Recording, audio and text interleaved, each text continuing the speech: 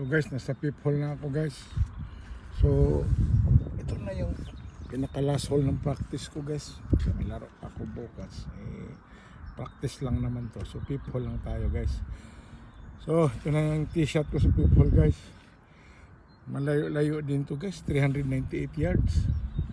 So isa to sa pinakamahirap guys. Ito yung index 1. Isa sa pinakamahirap na hole sa Portadown Golf Club guys. Ito yung pinakamahirap. Index 1 guys.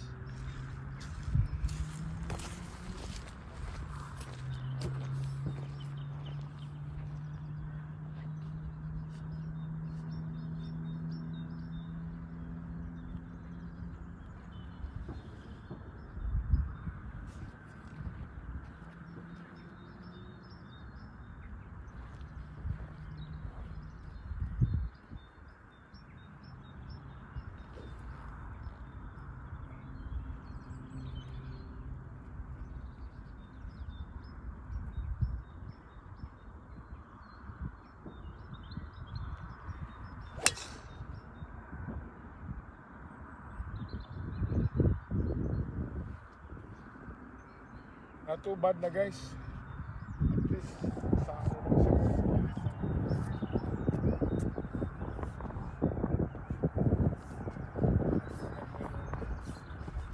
Maganda yung contact guys. Kita nyo naman yung tunog guys. Ang ganda. So at least maganda yung tira na yun guys.